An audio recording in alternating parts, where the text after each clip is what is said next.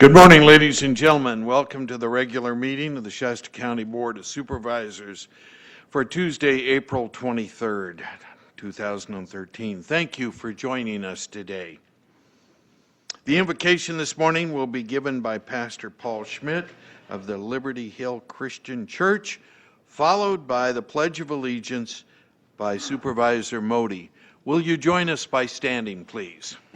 Pastor, good morning.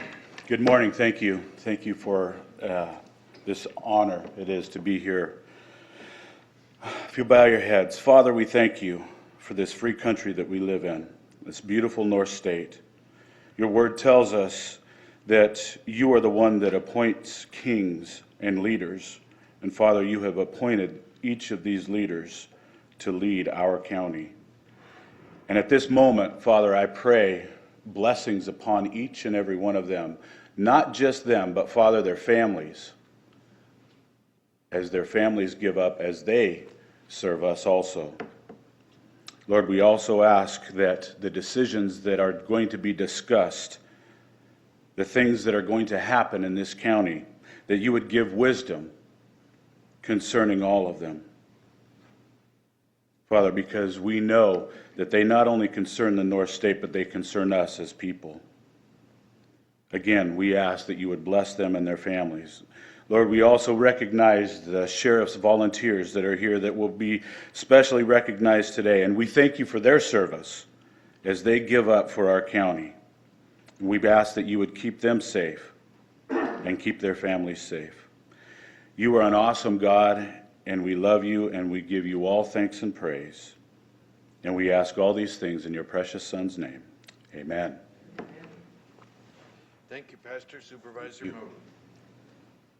I know from last week the events are all close in our hearts, and I'd like to remind you to remember those, but also the good that came out of that reminded us there's still many, many good and passionate people out there willing to help others, and also as a nation, we are still united. Please join me in the pledge.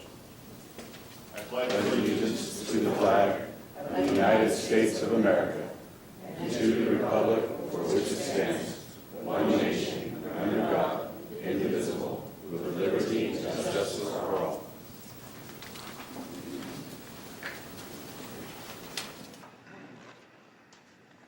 Thank you, Pastor. Thank you, Supervisor Modi.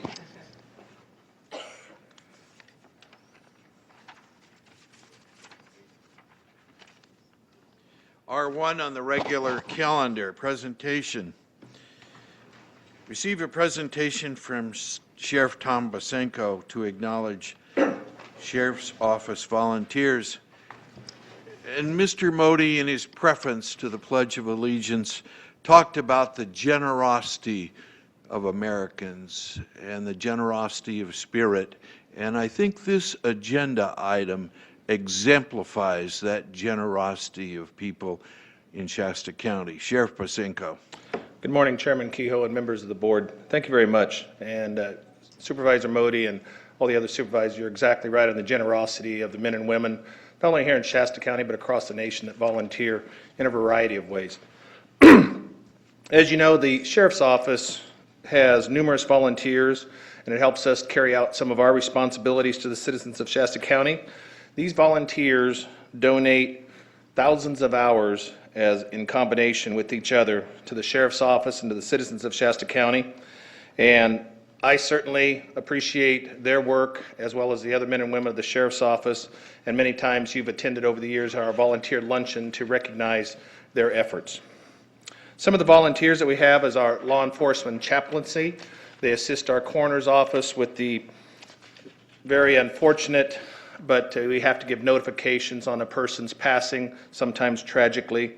Our Citizens Volunteer Patrols, or CVPs, they have a number of them throughout the county, including Bernie, City of Shasta Lake, Cottonwood, Fall River Mills, Happy Valley, Shasta Lake Boating Unit, Old Shasta, Shingletown, and in combination, these units worked over 8,200 hours and drove nearly 30,000 miles on patrol, acting as our eyes and our ears for the Sheriff's Office. They conducted nearly 18,000 business checks and nearly 3,000 house checks, and 500 welfare checks where they check on the welfare of a person there or if it's in question to make sure they're okay. They assist our search and rescue units, assist with fire evacuations, and attended many community functions.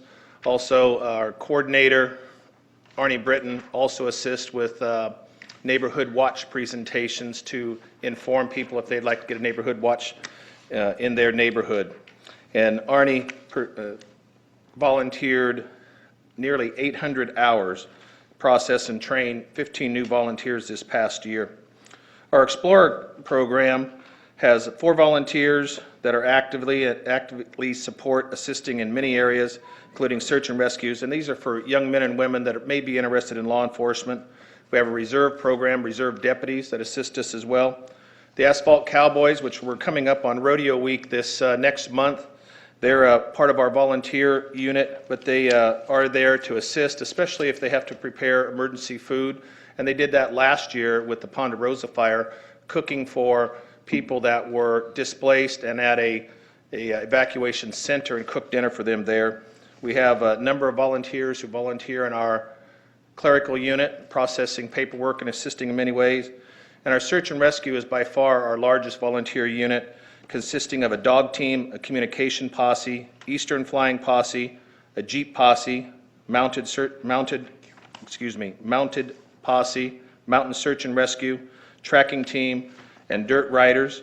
And they really, really help us out during the evacuations, especially our dirt riders that can get out ahead of the fires and work closely with CAL FIRE and also with our Sheriff's Office in performing not only monitoring of the fires somewhat for CAL FIRE, but then doing the evacuations because they can cover a lot of ground in a short amount of time.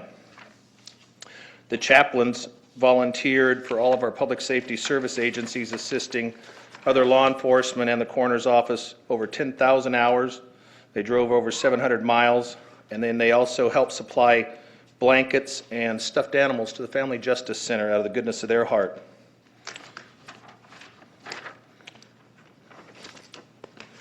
The volunteers for search and rescue are really the backbone of our search and rescue units. They're there all the time for emergencies and critical incidents and searches. And on May 2nd at noon at the Veterans Center over next to the post office, we're going to recognize their efforts in our volunteer luncheon. All of you are invited to attend and participate if you like. We also have the generosity. As you know, Shasta County and the City of Reading business people are very generous in donating for a variety of community functions. And again, they have rose to the occasion and donated many items for raffles for the search and rescue members and the other volunteers that can say as a small token as their appreciation of what they do in our community. Thank you very much. That concludes my presentation. Any questions? Questions of Supervisor Baugh. Thank you, Chairman Keogh, and thank you, Sheriff Bosenko, for the presentation. I will take advantage of the opportunity to add to your description of Arnie Britton as the South County or the District 5 Citizen of the Year recipient, I believe in 2008, perhaps, somewhere right there. I do want to thank you and the Citizens Volunteer Patrol for your efforts. Everywhere that I go in the rural District 5, people mention the volunteers, and they are very appreciative, especially the businesses. So many business checks. You mentioned, I can't believe the number was huge. Nearly 18,000. 18,000 business checks, and especially when we are in a time with additional felons being released into our county, it is important that we have the added security of the citizens on patrol. I just want to thank you personally, and on behalf of the residents of District 5 and all of Shasta County, thank you for what you do. You know, we do, before I forget, we do have a number of them here, as you mentioned. Arnie Britton from the Cottonwood, Mr. Murdoch from Fall River, and Mr. Schaefer from Fall River, and Michelle from our chaplain. So if you'll stand and be recognized, please.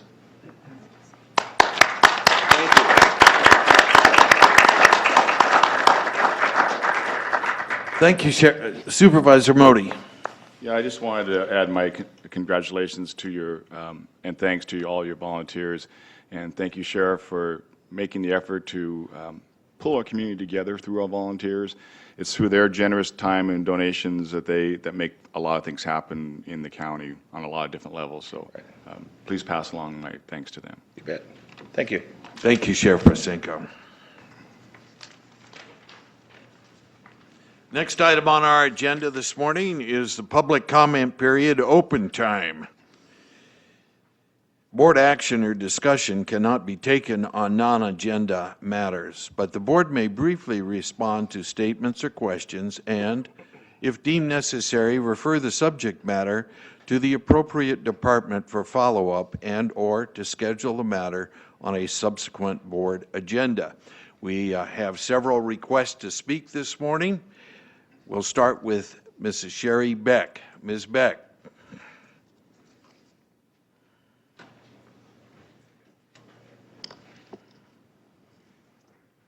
Good morning. Thank you. Good morning.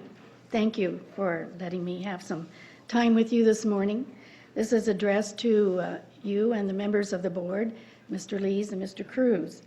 I've been working with the Shasta Jamboree for over a year with their different events and activities, and we have something very special coming up this year since it will be the 20th anniversary of the city of Shasta Lake, which they are celebrating along with the Shasta Jamboree. So I will briefly read this.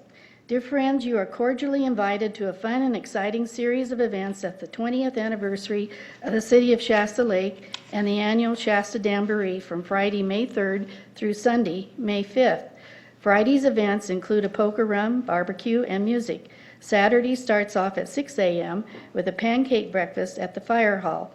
Following the breakfast is the annual Jamboree Parade along Shasta Dam Boulevard. The city will be giving free food vouchers to the first 400 people who ask for them after the parade. They are to be used at the food booths. The Saturday day in the park also includes the food fair, arts and crafts, live music, a pie social, and art show beginning at 11 a.m. through 5 p.m. at the Clare Engel Park on Meridian Avenue. A car show and auto swap meet will be held at the Margaret Polk Park from 8 a.m. to 4 p.m. Concluding the entertaining events will be the huge garden fair at Clare Engel Park on Sunday, featuring antiques and collectibles, pottery, plants and seeds, yard art, demonstrations, raffle gifts, and food vendors. For more information and registration forms, visit www.shastadamboree.org, and there's also a phone number you can call. I don't know if the board ever gives a resolution or a plaque to a city that celebrates their anniversary, but I would pose that to you. And thank you for your time. Thank you for this presentation, Ms. Beck. If you will talk to our staff, perhaps we can develop such a resolution to acknowledge the 20-year anniversary. Thank you. Thank you very much for the presentation. The next speaker is Ms. Dolores Lucero, followed by Mr. Raymond Cantrell.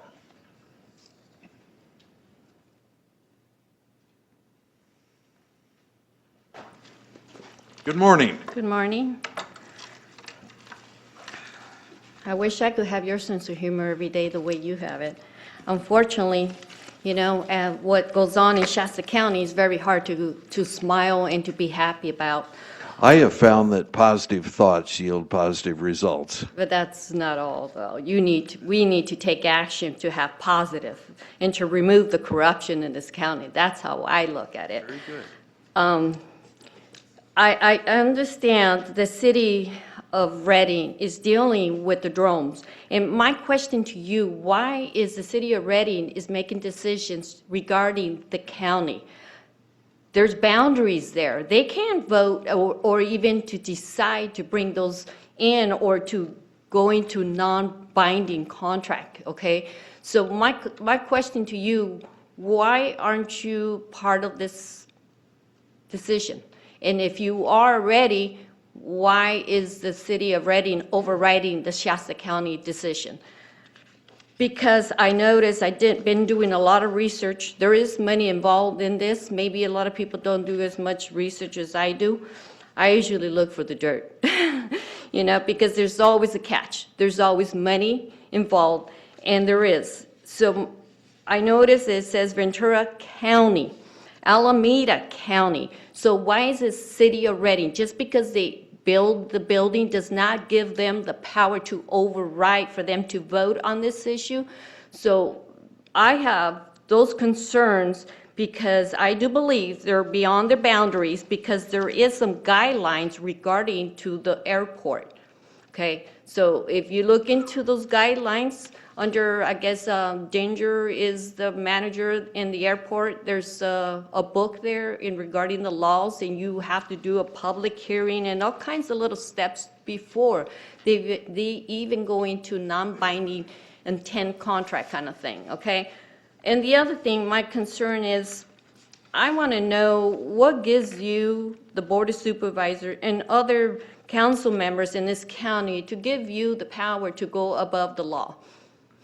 Because you don't have you don't have no more, any more than what any regular citizens have, okay? And I notice that when you make decisions that have an impact on the citizens, you're using your authority to go beyond the boundaries. Therefore, it becomes a crime under Section 242 of Title 18. That becomes a crime. As Mr. Modi made a comment the last time that I need more education. No, you need to enforce the law. You need to follow what you were elected to do. You're not doing your job. So in you, Mr. Lee, you sit there, you think it's so funny. Well, I don't think it's funny because you think you have the power. Well, maybe because people don't realize they have the power, but I will help them to understand we will remove some of you this year. Thank you. Thank you, Ms. Lucero. Our next speaker is Mr. Raymond Cantrell.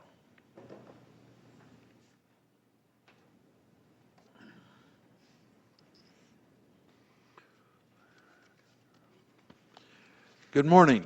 Good morning. I would like to make this brief. I think Ms. Lucero hit on the major point I'm here for. My daughter's been abducted from this county. My little brother's been put in jail for a rape charge and a molestation charge. And I have been studying the judicial law, and under Mr. Modi's era, my partner was arrested, diagnosed with PTSD, taking a Wellbutrin antidepressant because the man that violated her, after complaining 4 years of him threatening me, he finally made it in my door right around the corner, and I had to manhandle him, and I am a 98% disabled man with an industrial rating with a work comp problem with, I've got 1, 2, 3, 6, 7 judges here. Jack Halpin sent my daughter who was abducted by Cara Beatty's order, which should have ended. I have such a mess you people don't know about, but Edgar 103 told me that it's a felony domestic violence in the state of California and somebody is going to jail. And they took my girlfriend to jail and put her in there. It cost $5,000 to bail her out. For what? And I have been grinding this, and I've talked to you, Glenda. I've given you paperwork, and I've never gotten a reply. So I better go now, because I am on a rampage for the law, and y'all don't know what's coming, because I have an FBI investigation that has been forwarded to the proper authorities. It is so deep. I have paperwork this deep. I've thrown away 2 garbage cans full of litigation, so I have every bit of the burden of proof. I've been denied lawyers by the DA. Jack Halpin denied me a lawyer while drawing SSI and SSDI. Child support stealing my money under the Health and Welfare Institution Code. Gibson and Dollar denied me my motion when they're breaking the law, and the judges are breaking the law. So I better go now, because my PTSD and my atrial fib could drop me like my dad when my little brother was put in jail in 1988. Thank you, Mr. Cantrell. Sorry this is so bad for y'all, but judicial Is there law anyone else that would like to address the board under open time period? All right. I have one more, Mr. Larry Lees. Thank you, Supervisor Kehoe, members of the board. I do want to address the board during open time for just one quick set of comments. In the previous meeting, the board directed me to take action as it related to getting some additional information for the water agency and how it relates to the different CSAs out there. And I just wanted to report that I am doing that, and the report will be coming to the board and also will be shared with the CSA 6 and those folks that were asking. But I did want to clarify during this public comment period very quickly that there were comments raised about the finances from CSA and where that money, from the CSAs, and where that money went. And I wanted to make sure that the board knows and the public knows that the finances that are generated for a particular CSA are for that individual CSA only and cannot be used for any other item.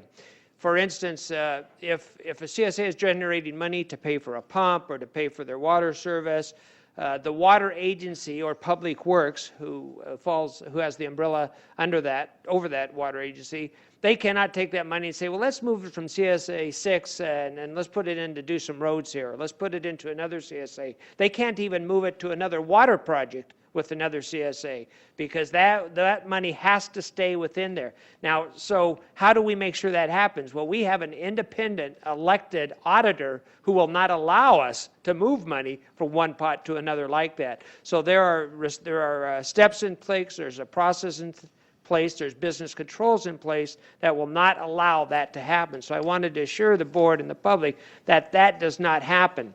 Now, we do have some funding that comes, and this is, I believe, actually pre-Prop 13, where the water agency in general gets some funding every year. And it's somewhere around it could vary a little bit, but it's somewhere around $130,000 a year.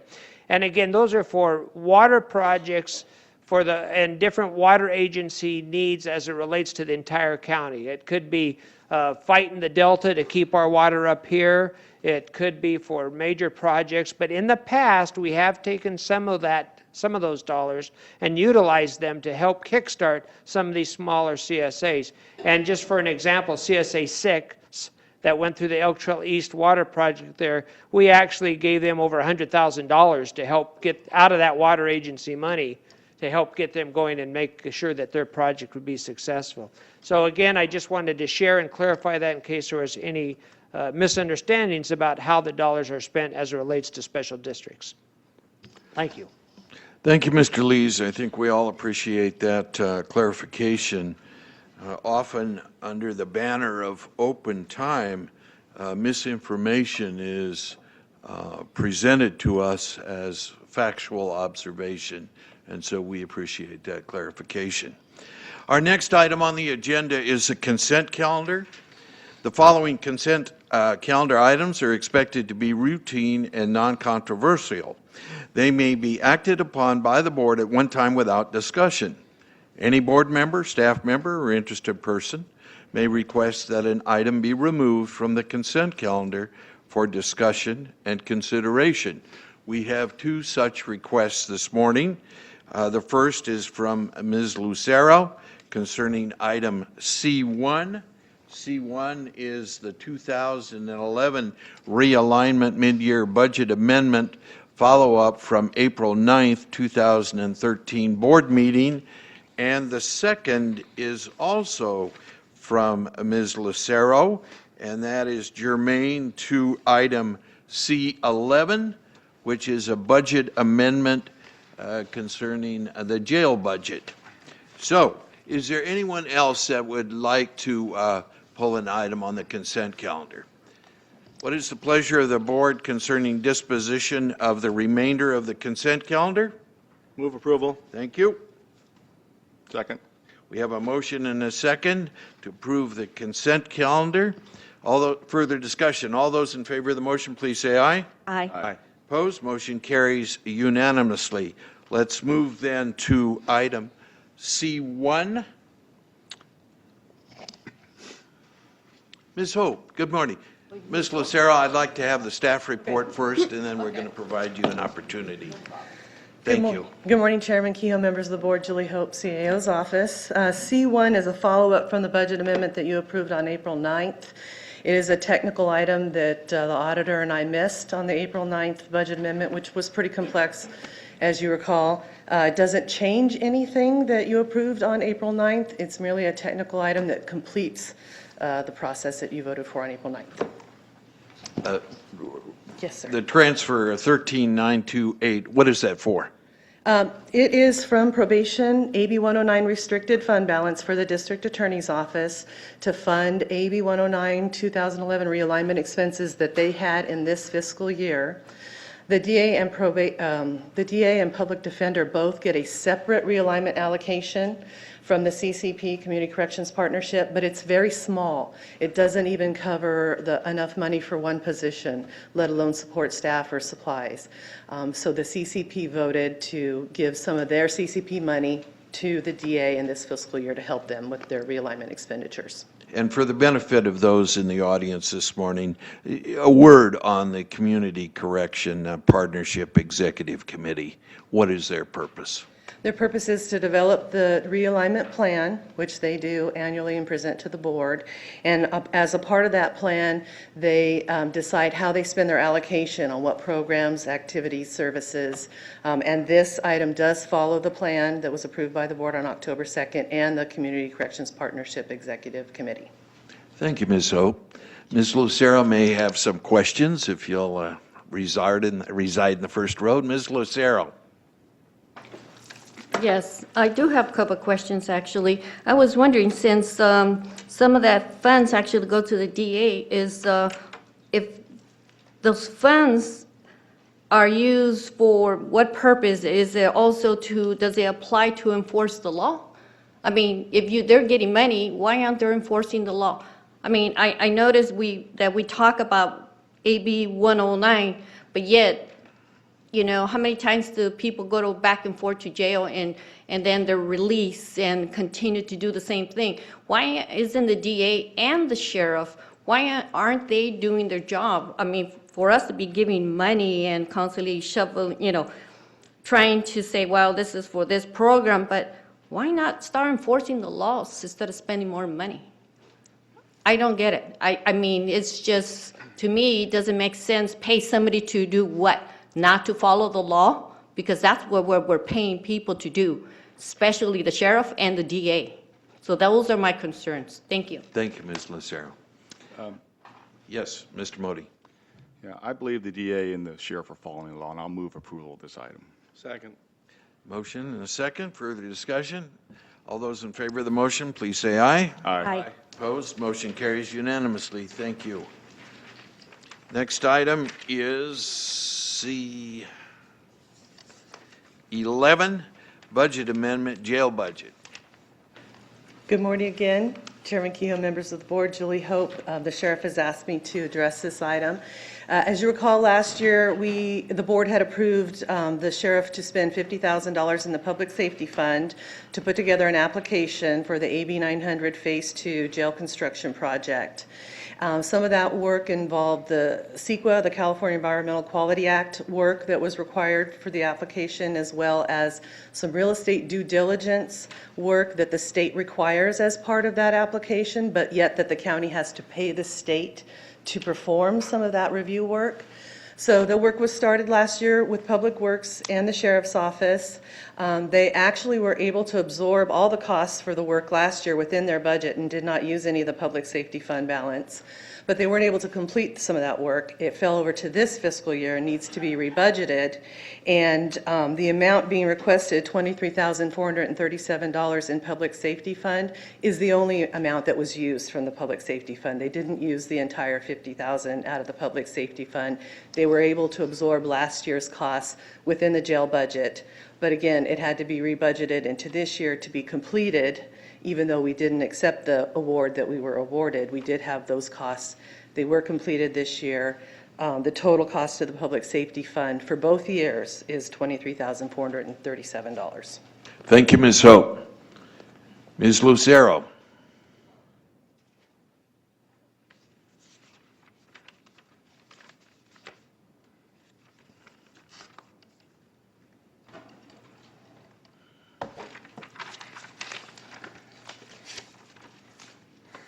I hope you could back it up, Mr. Modi, when you say that the sheriff and the DA basically follows the law.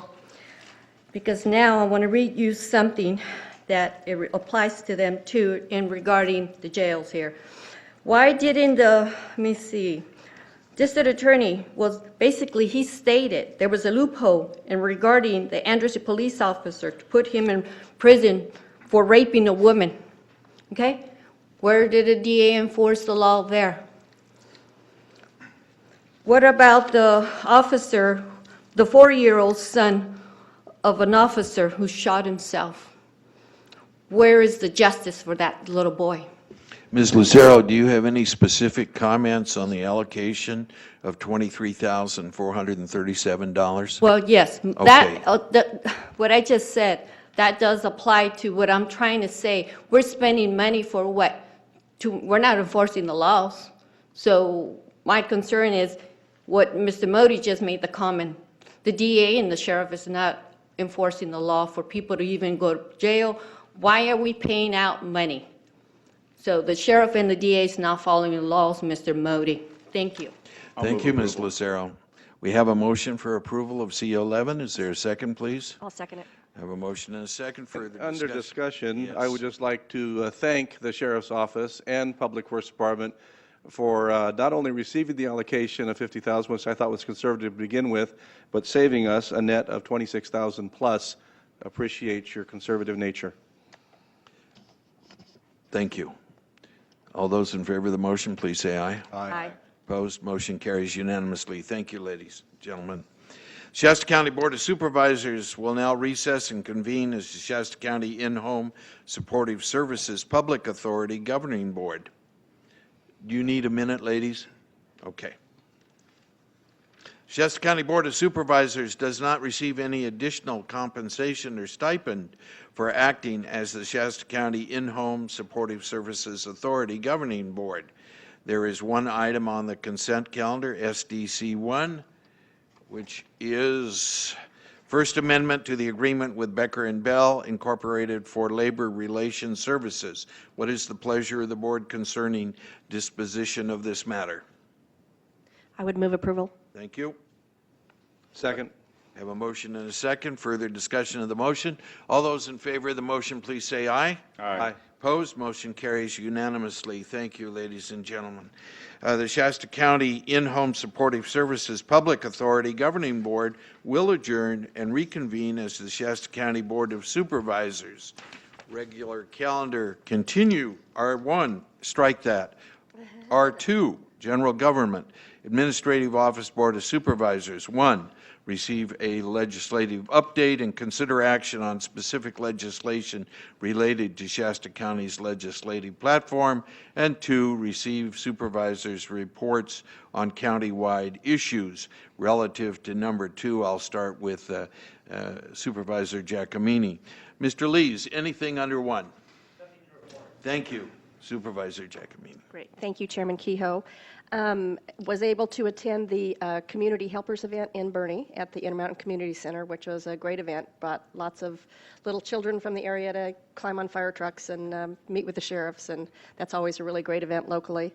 Attended the Indian Gaming Local Benefit Fund meeting, where we went through the grant process there. Also attended the Superior California Economic Development Corporation board meeting. And then I received in the mail an EA, environmental assessment for the Reading Fire project. Remember, we had sent a letter initially supporting the Forest Service to get in there and do salvage work. The EA is now out, and I will review that if that's okay with the board, and possibly come back with a potential letter that we could send in support of the project. Thank you, Supervisor Giacomini. Supervisor Modi. Yeah, I attended a meeting, a community meeting in French Gulch, heard their issues, and thank you very much.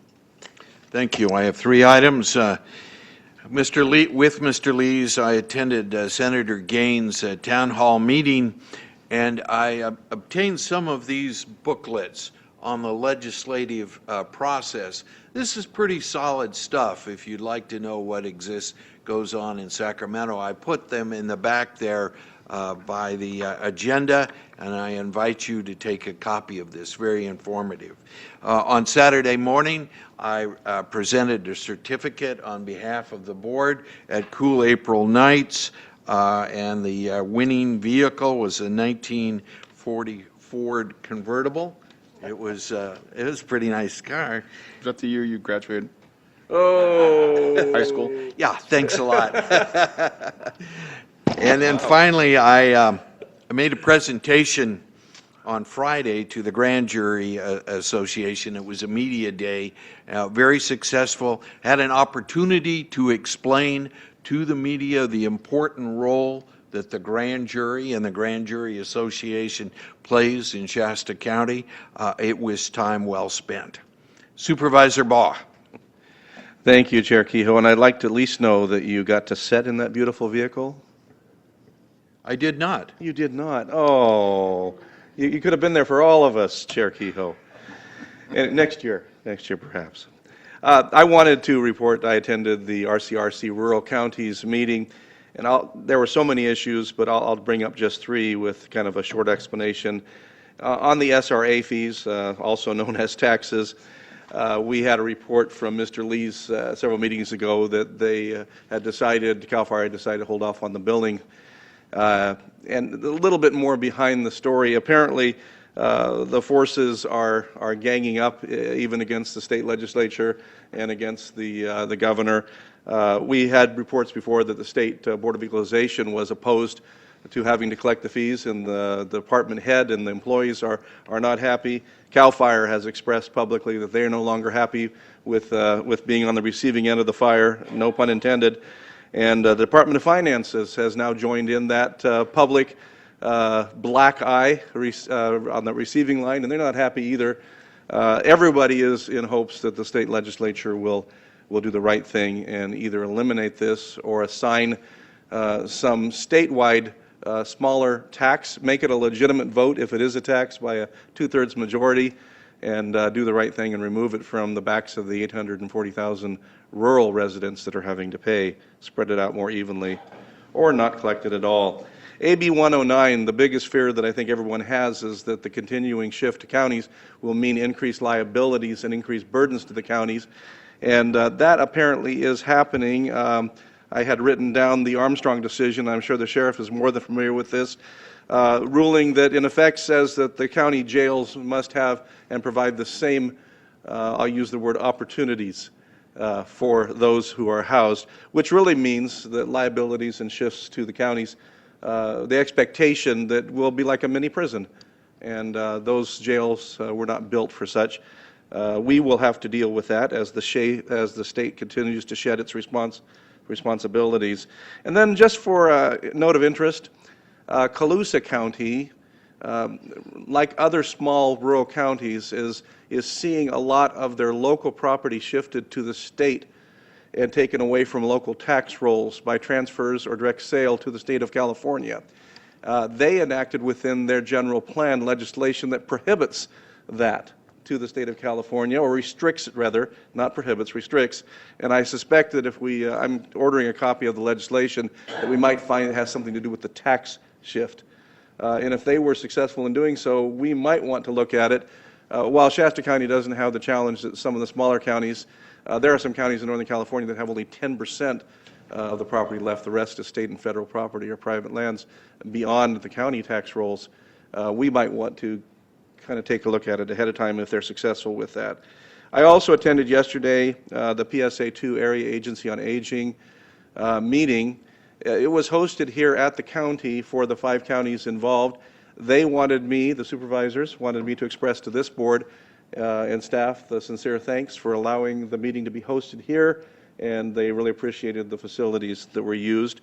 We are engaging in what I believe will be at least a year-long discussion about possible restructuring of the Joint Powers Agency to better serve the 5 Northern California counties and our seniors.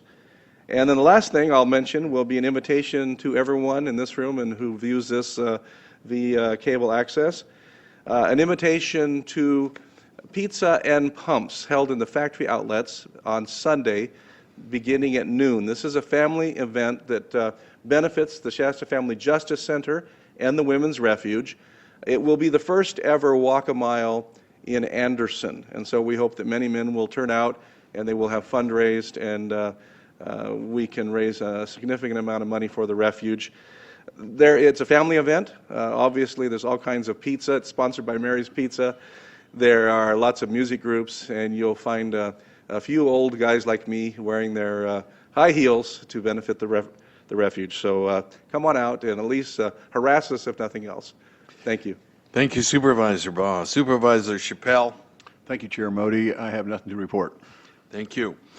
Item R3, Health and Human Services. agreement with the California Department of Healthcare Services for the Mental Health Managed Care Plan. Mr. Donnell Ewert. Good morning, Donnell Ewert, Director of Health and Human Services Agency.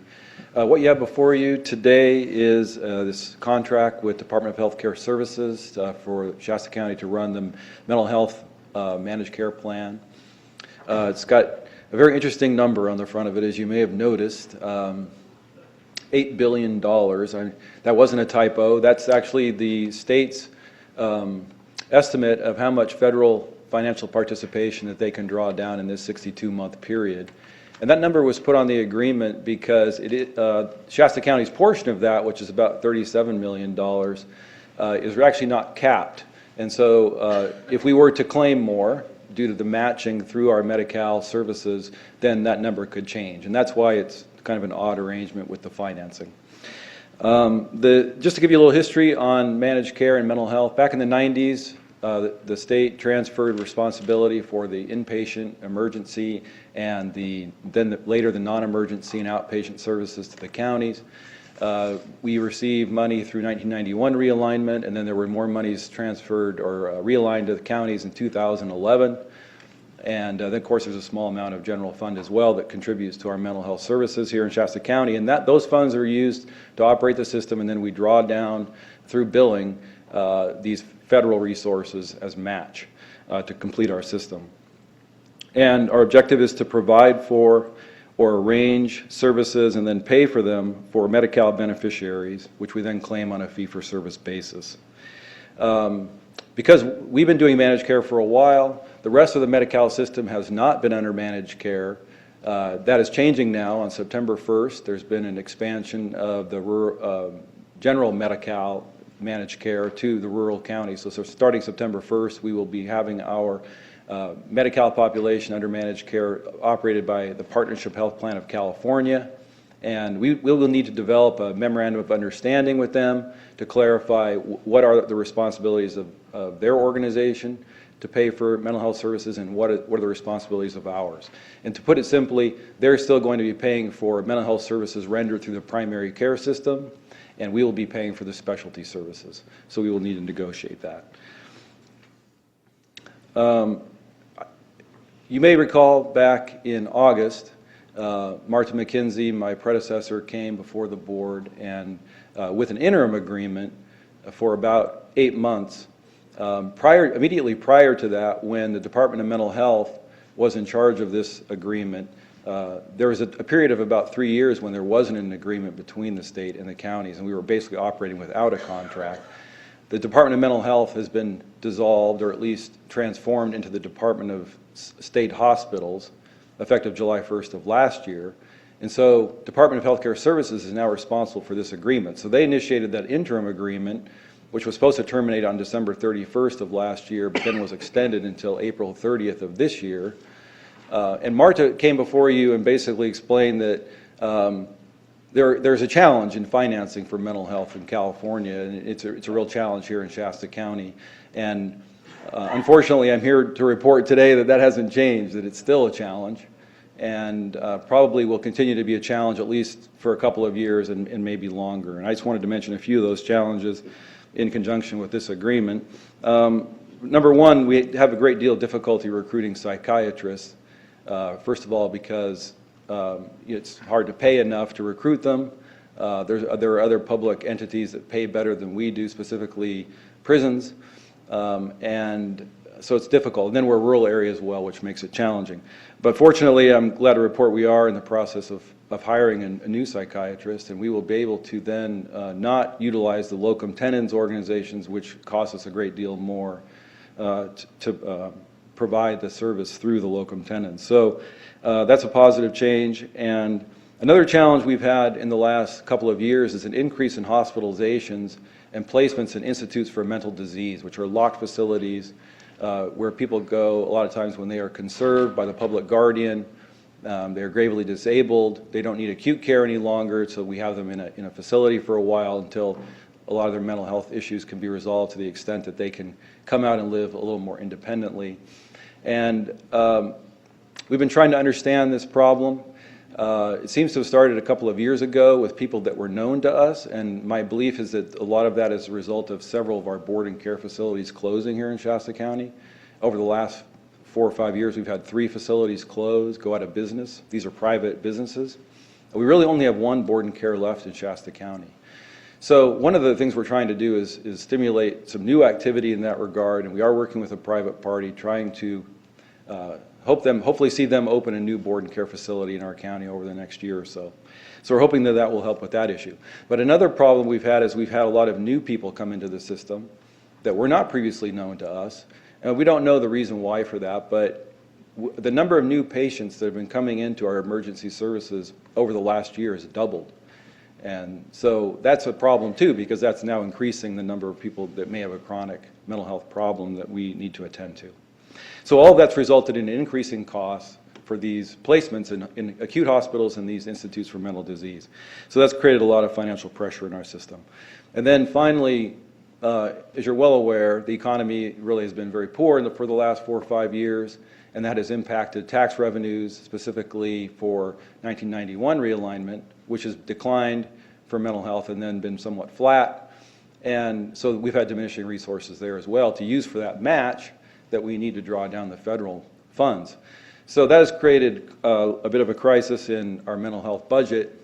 And so the good news is in 2011 realignment, there were some remedies made for 1991 realignment, and over the next couple of years, there's going to be an increase in behavioral health funding through 2011 realignment because there was a one-time restoration of some child welfare money that will be declining especially in 14-15. So in the interim, however, we do have a hole in our budget for the reasons I described, and so in the next couple of weeks, we will be coming before you with another proposal to make a realignment transfer, a 1991 realignment transfer from social services to mental health. So that will be forthcoming in May. So I just wanted to brief you on a few of those things as you consider this agreement, and with that, I'd be happy to take any questions. Thank you, Mr. Ewert. Supervisor Chappelle. Thank you, Chair Kehoe. Good morning, and thank you for your report. I was curious, you said you had an increase in mental health patients. Do you know where they're coming from? Well, as I said, we know that some of them are people who are known to us, and I believe that many of them are perhaps having a few more crises because they aren't in as a stable housing situation as they were previously due to these board and cares closing.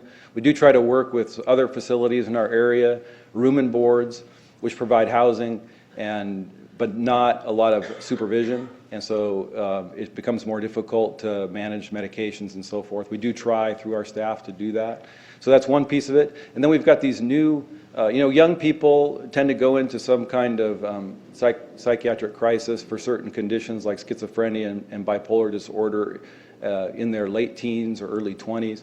And for some reason, we've had an increase in the number of new cases and who are not known to us previously but are coming into our system. Oh, the reason for my question, and I don't know the validity of it, but I just heard recently that Nevada is giving bus tickets to them, one-way bus tickets to California.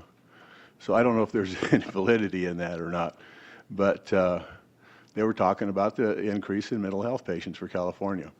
So that's why I was curious if you actually knew where they were coming from, because if there's any truth to that actually Nevada is sending them over here. So I don't know. I can actually address that very quickly. That was a particular case. That was a particular case, and there was truth to that, where Nevada did send them to Sacramento, downtown Sacramento, and that's actually being investigated as we speak in San Francisco by a judge there. So, but that was, they believe, an isolated, unique case, but it was happening in Sacramento. Thank you. Questions of Mr. Ewert? I have one or two. Mr. Ewert, in the second paragraph on page 2 of the staff report indicates for the current agreement, Shasta County, along with several other counties, expressed concerns about the agreement, including the HIPAA Business Associate Agreement, BAA, and security provisions. You have any supplemental observations about those concerns? Yes, there was a significant negotiation that went on between the County Councils Association and the Department of Healthcare Services, especially in regard to that business associate agreement. And I just want to give credit to Deborah Berger from the County Counsel's Office. She was very involved in that on our behalf. And after extensive negotiations, the counties did accomplish their goal, which was to prevent the application of the business associate agreement to the entire set of responsibilities in the agreement. And they're severely limited to only the activities where the county performs functions on behalf of the state, which is including utilization review, quality assurance, and benefit management, for example. So when we actually render services to clients, we are doing that on our own behalf. We're not doing that on behalf of the state. There are only sort of these administrative activities that we do on behalf of the state that are really subject to the business associate agreement. So that was sort of the outcome of that negotiation. I find it interesting, Mr. Ewert, under alternatives in the first sentence, it says DHCS has indicated that there is no ability for counties to further modify the terms of the agreement. So that must be a commentary on open government and contractual relationships with the state of California. Well, I think what that's indicating is that there was this corporate negotiation that went on, and then an agreement was reached between the parties, and then it feels like, that's kind of now, that's in the agreement, and that's what we're going to go with, is kind of what that means. So we were successful. Yes. Thank you. Further questions, Mr. Ewert? Pleasure of the board concerning disposition of this matter? Move approval. Thank you. Second. Have a motion and a second. Further discussion? All those in favor of the motion, please say aye. Aye. Opposed? Motion carries unanimously. Ladies and gentlemen, thank you for joining us this morning. That concludes our business. We are now adjourned.